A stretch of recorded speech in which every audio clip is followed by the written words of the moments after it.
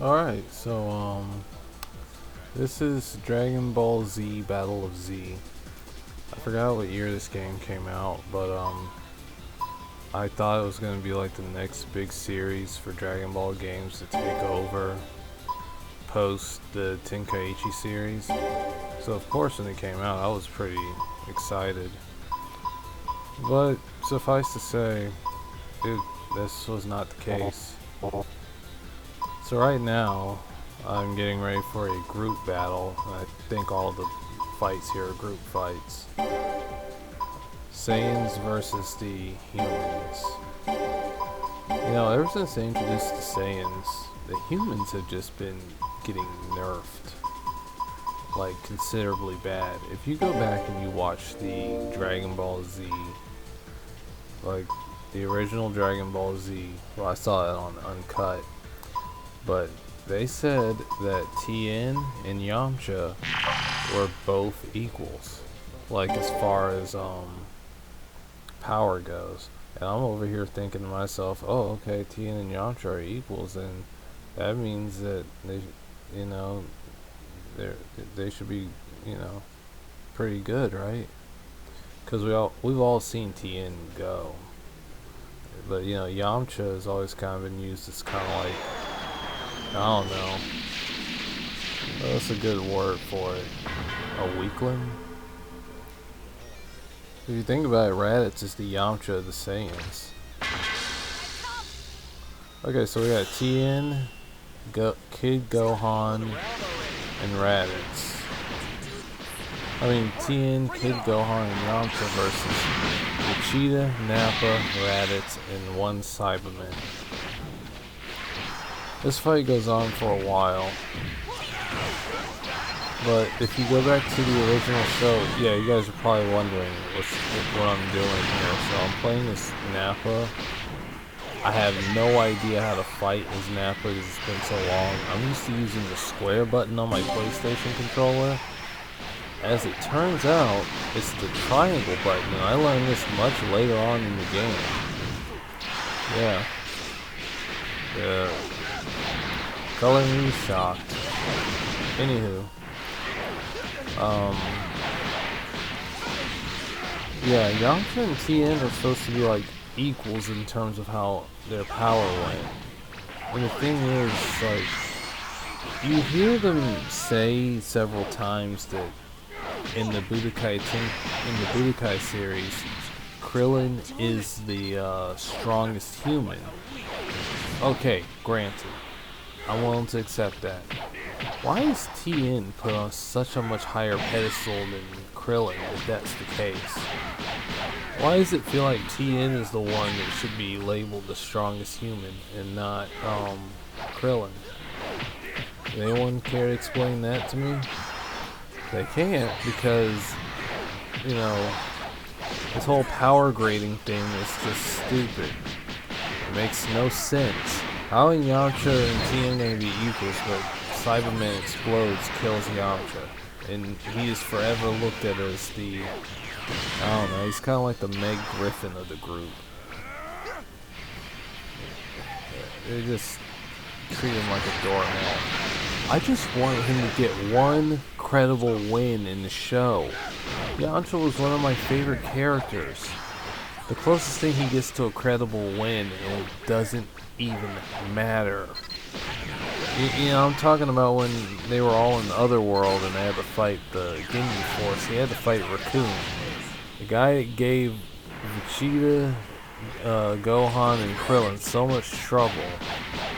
He fights him and defeats him. I'm like, okay, cool. That's great. Finally. You know, I bet Tien, Yamcha, and Tien, Yamcha, and Chatsu would have been great. And, on Namek. But, you know, things just didn't pan out that way. I don't know, I'm tired of the disrespect to Yamcha. I mean, he got disrespected pretty badly here, but, you know, that's a different story. What was I saying again? Oh yeah. how can Krillin be the strongest human if Tien is always outclassing him in every single aspect? It makes no sense. It's almost like they just give these guys random titles to make them feel more important about themselves.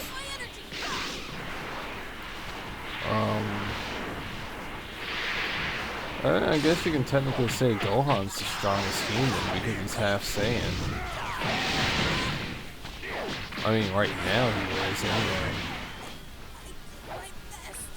Well, technically you can say that, like, amongst the normal humans, Hercule is. Okay, so this is the part of the game where I was like, you gotta be kidding me. It went from 4-on-3, my 4 guys versus the computer's 3 guys, to 4-on-6. I lost all my confidence because I do not know how to play this game. You guys see me struggling right now. But I said maybe I'll get lucky.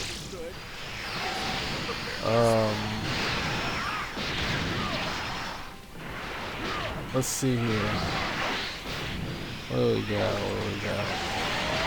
We got 3 Krillins and 3 Piccolos. You know, I would love to see a prequel series that shows what Raditz and Vegeta and Nappa's adventures were like. I mean, I imagine half of it's gonna be Raditz, like, barely hanging on for dear life. I think, you know, like, I think Dragon Ball would have been a little bit more interesting if they remembered Raditz. I mean, Dragon Ball Z.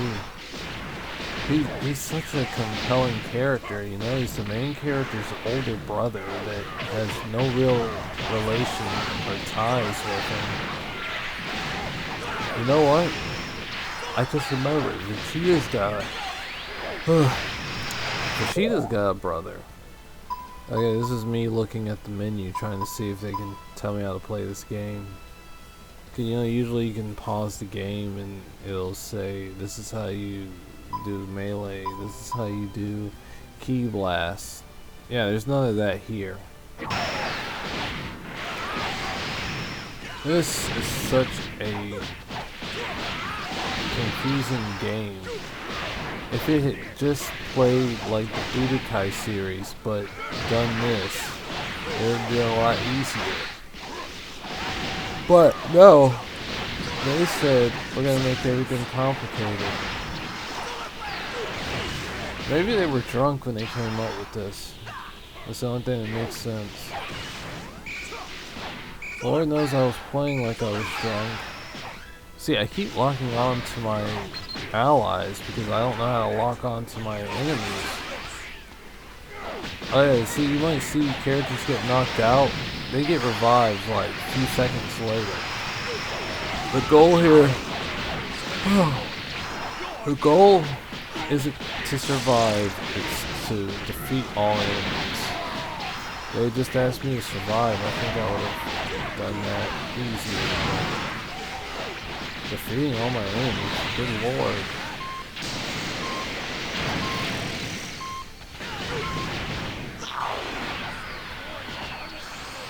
Yeah, that retry popped up, I was like, oh my goodness, I'm gonna have to redo this whole thing over again. I don't think there's a tutorial section.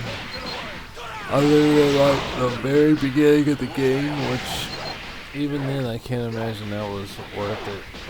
I just, you know, I saw Beerus on the cover of this game. So I think this game came out before Super Saiyan Blue. So Super Saiyan God might have been it.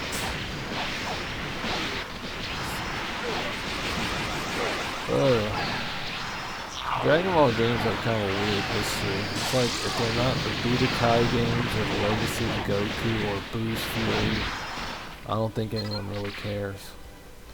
Anyway, I don't blame them because those are the games I cared the most about as a kid. I remember seeing Dragon Ball Z Saga or Sega's, and I thought, oh, that's gonna be cool. And then I found out what it was like, and I'm like, oh, never mind then. And I think that was like, that came out before YouTube. Gosh. I couldn't imagine like spending good money on that and then being like, okay, I'm done. I don't want anything to do with it anymore. It's trash. I mean, like, I know that's how I used to buy video games back in the day, but like, I mean, that's kind of how I bought this one. I didn't look at any reviews. I just looked at it and thought, oh, hey, look, Dragon Ball, that looks cool. Huh.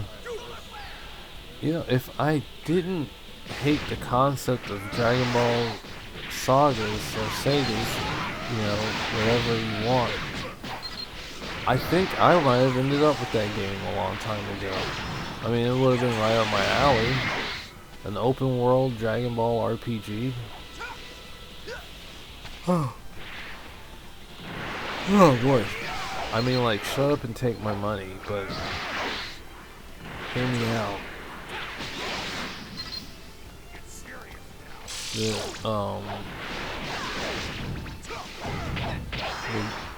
The concept sounds fire, but I've seen that gameplay. No.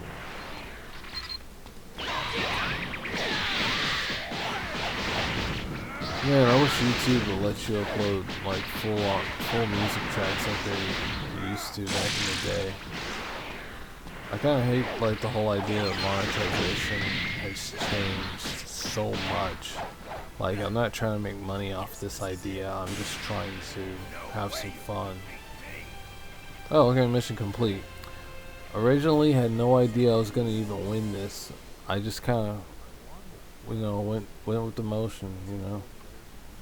Next thing I know, I messed around and caught a win. Yeah, I got a D rank.